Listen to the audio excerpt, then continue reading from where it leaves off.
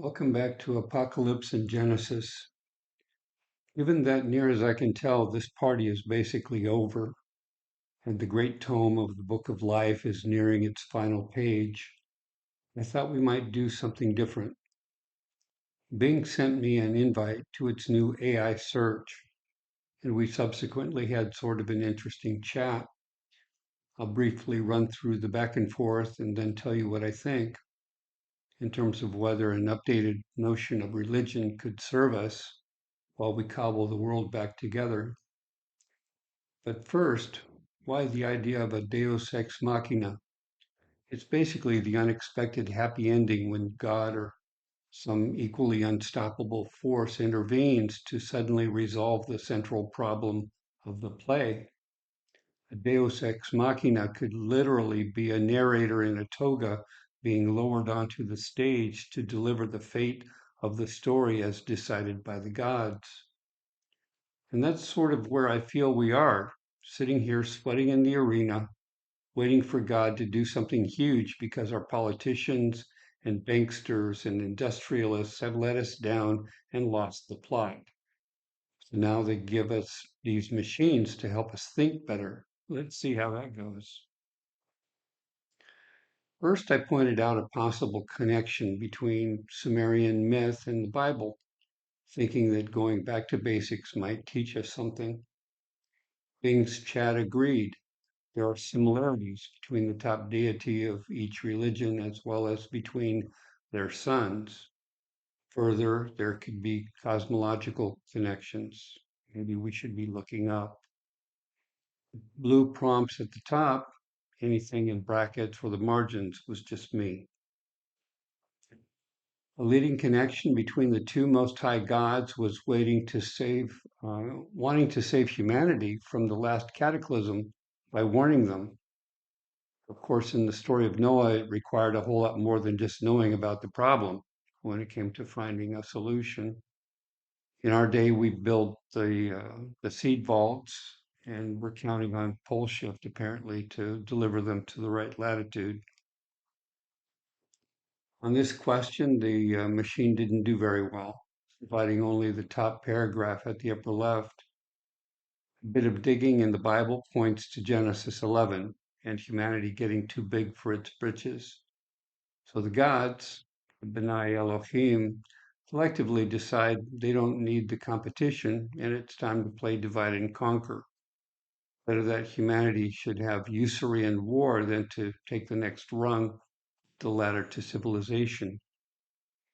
In the Nam Shub of Enki, I wonder if Nam Shub is somehow related to the Assyrian word Namshu, because that word means defection. So to summarize the last three slides, sometimes Yahweh is Enki, and sometimes Yahweh is Marduk, his son. So your God of the Old Testament is a composite image. Probably includes Enlil as well, maybe Anu. In the more ancient literature, when the gods pull out of here in the Enuma Elish and the Atrahasis, humanity is left in the care of those entities who chose against orders to keep us alive. The gods are fed up with working for Marduk. There's no food left down here after the flood.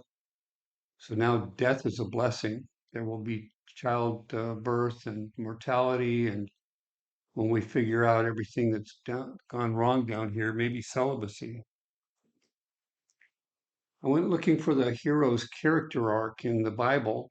And long before we meet Jesus or Marduk, it's the story of sinner redeemed by learning obedience. In the Old Testament, it's a story that involves a growing list of rules and a life of taking on increased responsibility. The same can be said for the women. Personally, I think their lives are a simpler illustration of how to graduate from this place. In this life, you are called to loyalties, to yourself, to your family, to the people of God, and to God, in roughly that order as you grow up. And when you reach some serious difficulty in life, always reach up to your next loyalty. This question was just a bit of a lark. We know about the cosmic cross, the cycle and period of the ram. We know how many uh, of the church windows around the world, stained glass, show the gospel writers to be the four living beings of the apocalypse, again, showing the cosmic cross. I wondered if the analogy continued to the 12, and the answer wasn't clear. Sometimes the Bible hints at the stars, such as in Genesis 49:10 or Jonas 3:1 or Revelation 12:1, but the relationship needn't be forced where it doesn't serve. If we were ever going to get people on the same page, I was thinking it might be on the basis of the Abrahamic religions. It seems that already half the people on the planet fall into those. The race of the avatars, the Israelites, gave us Adam after the last ram. They gave us Noah after the last Ahau. They gave us Moses Osarsa for the last Sar, an event called the Exodus. The God of the avatars gives us his personal representatives as prophets, high priests, and kings. He has used women as he has used men to deliver his guidance and help. And I have every faith he will do so again now in our hour of need. As to what the arrangement might be for uniting with the Jews, I can't say, but I'm convinced it will all make sense by the time the ashes settle and the mud dries. One day we may find the entire Bible was a Mardukian production to introduce the new leadership down here when God's return. So perhaps we shouldn't judge a person by the synagogue, church, or mosque he or she goes into to find peace. Here are some common denominators of religion for the people of the world. These were generated by the computer. I thought it did pretty well. That said, the AI was far from convinced the common notions could ever get everyone on board.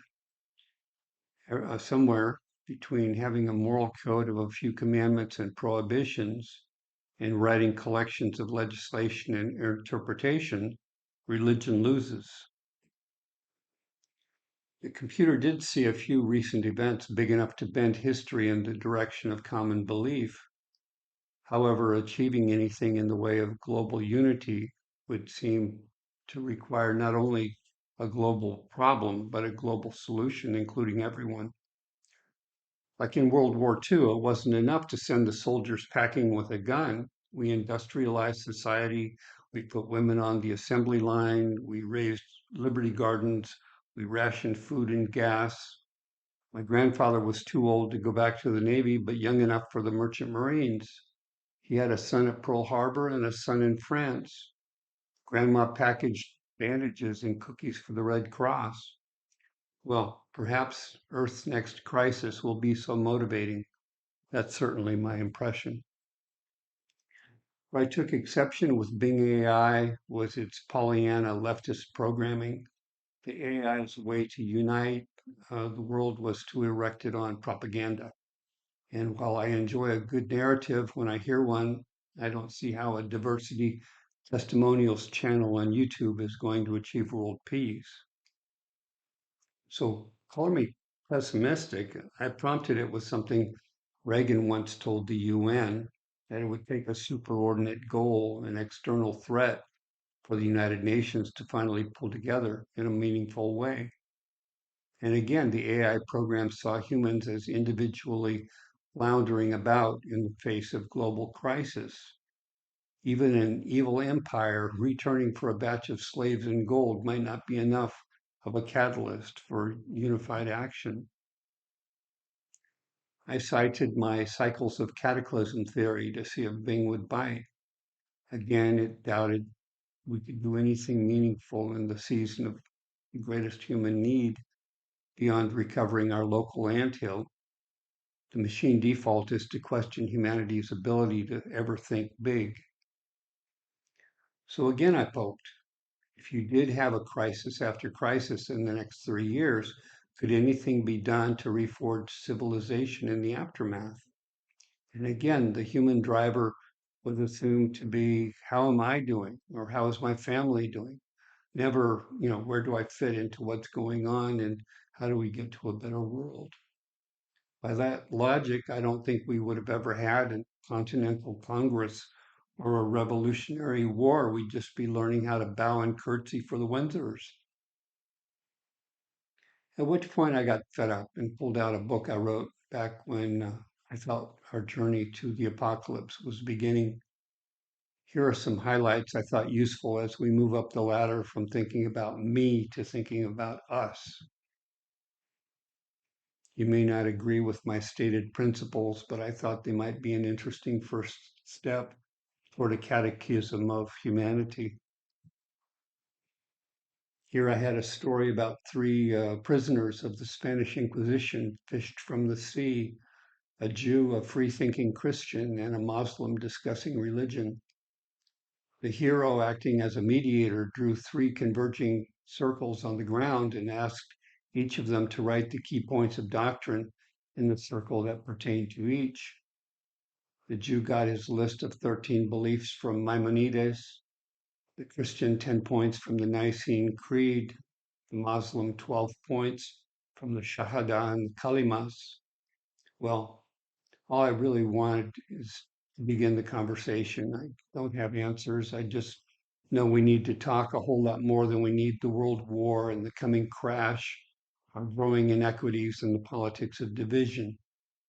Just seems like a terrible shame that we ignore the fact that we blew by another 26,000 years without ever graduating to a moral civilization.